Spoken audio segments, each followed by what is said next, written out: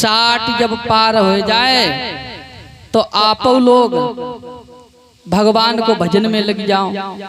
60 के बाद सरकार भी बेकार घोषित कर देती है, जैसा 60 सालाना देने लगता, सरकार भी आपको बेकार घोषित कर देती है कि अब तुम बेकार हो गए, पड़े पड़े खाने लायक हो गए, अब जेलो 3000 रुपया मिल रहे तुम्हें, इससे गुजारा करो।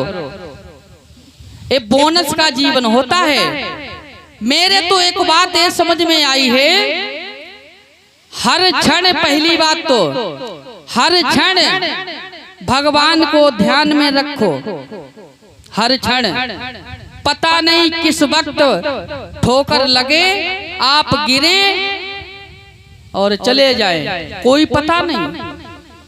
मैंने देखा है जीवन में, सुबह का भोजन करने के बाद शाम को मिले अन्यथा ना मिले,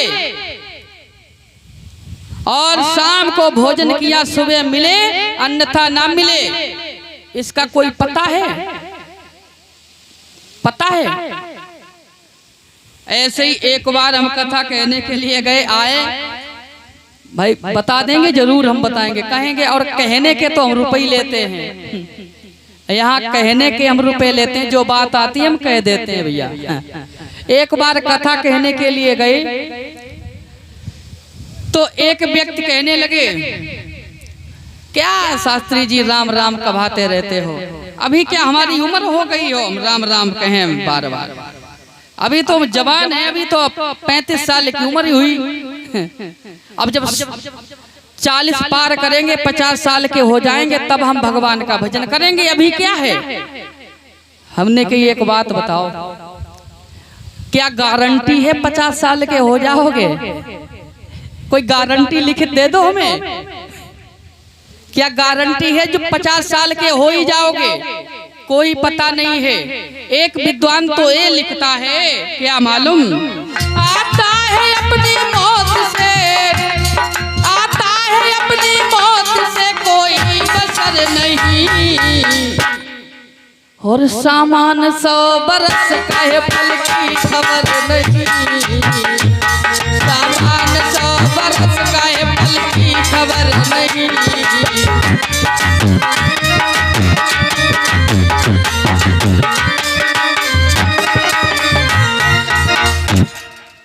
हर सामान 100 बरस का है पल की खबर नहीं, एक पल का भी पता नहीं किस वक्त क्या हो जाए। 100 वर्ष का इंतजाम किए हुए बैठे हैं लोग, 100 वर्ष का। अब आजकल तो बहुत समय कम हो गो परीक्षित महाराज।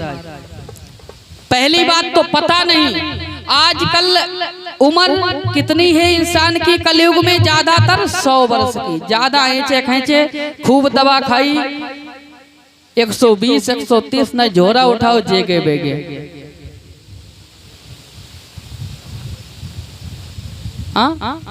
ऐसा ही होता है। और ना तो आजकल तो अब तो बहुत कम हो गई है, ये तो पहले के लोग थे बड़े बूढ़े। एक आजकल किसी से पूछ दिया जाए, चलो कथा सुन लीजिए, क्या कहते हैं मालूम, मेरे पास समय नहीं है, टाइम नहीं है। पहले क्या था और समय ना होने के कारण बताएं आपको, इंसान की आवश्यकताएं अनेक हैं, अनेक आवश्यकताएं हैं। अगर कोई साइकिल से चलता है वो यही कहता है भगवान मोटरसाइकिल मिल जाए।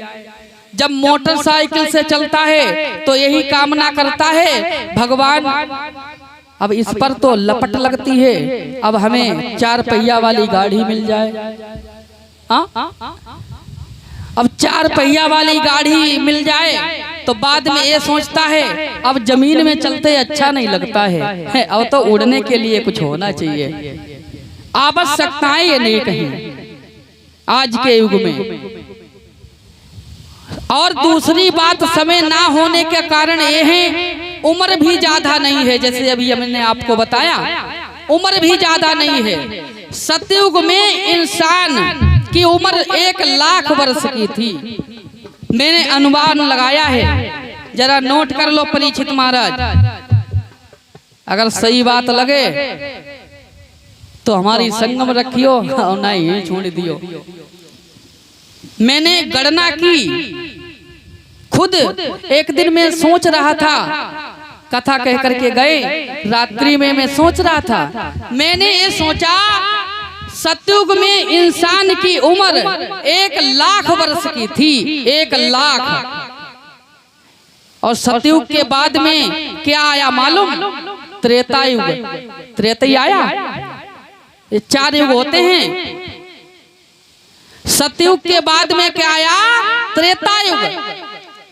तो 1 0 कम कर दो 1,00,000, कितनी बची? अब हम तो कम पढ़े लिखे हैं, तुम ही बताओ कितनी बची परीक्षा तुम्हारा? हाँ 10,000। हाँ 1,00,000 में 1 0 कम कर दो, त्रेता में उम्र बची 10,000 की। 10,000 वर्ष की त्रेता में उम्र रह गई इंसान की। इसके बाद में क्या आया मालूम? द्वापर युग आया। द्वापर में फिर 1 0 कम कर दो, कितनी बची? 1,000। तो द्वापर में इंसान की उम्र रह गई 1,000 वर्ष की। इसके बाद में क्या आया? कलयुग, फिर 1 0 कम कर दो। ये मैंने गणना की, 1 0 कर दो कम, 1,000 में 100 बची। तो कलयुग में इंसान की उम्र 100